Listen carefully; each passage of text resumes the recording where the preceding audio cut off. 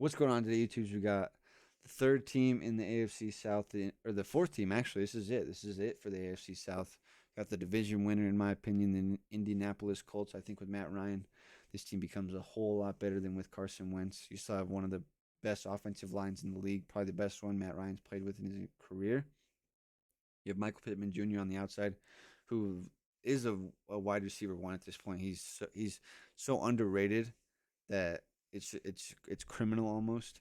You obviously have Jonathan Taylor, who they've already said they don't want having the same year as last year, being so high in carries, so high in use and volume.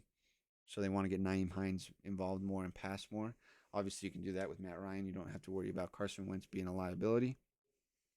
Going on the defensive side of the ball, you have Darius Leonard. You traded for Yannick Ngakoue.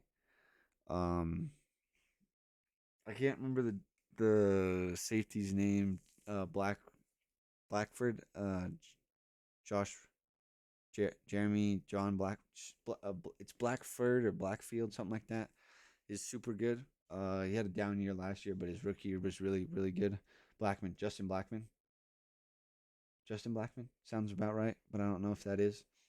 You obviously have Forrest Buckner in the inside of the defensive line. Like I said, you traded for Yannick Ngakoue, so that's going to be a good duo.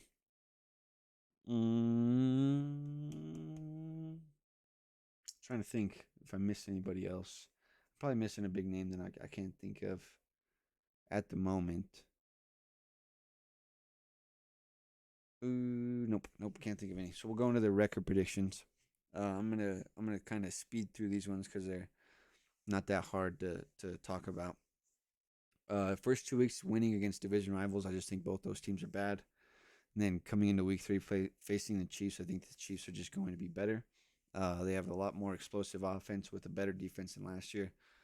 You got to put up, obviously, a lot of points to keep up with the Chiefs. Week 4, beating the Tennessee Titans. I'm trying to. I had a thought in my head, and then it just, as soon as I went to speak, it just left. If you saw the Titans video, which if you didn't, it was posted a couple days ago. Go check it out.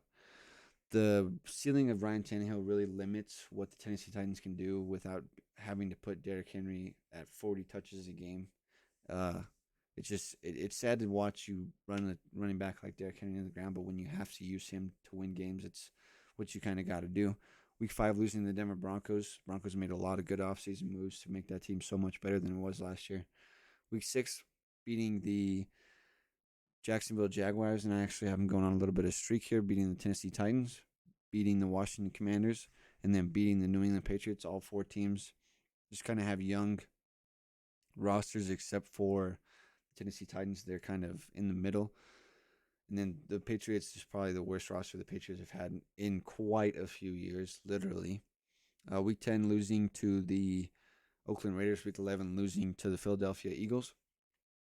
Both teams just made great offseason moves to make their offenses better, and then subtle moves to make their defenses better, with the exception of Jordan Davis to the Eagles, who can never be subtle. Literally, the man is a giant. Week 12 to 13, 14's a bye. Week 15, going on a 3-game win streak in 4 weeks because of a bye, beating the Pittsburgh Steelers, Dallas Cowboys, and Minnesota Vikings. I think the Cowboys and Vikings games are going to be upsets. I think the Vikings almost have a 100% chance to lose this game because of the bye week for the Colts.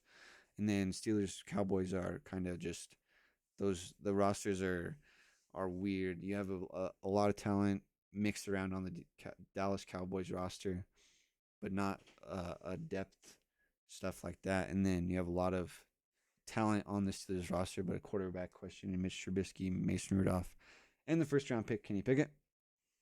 Going into week 16, losing to the Los Angeles Chargers.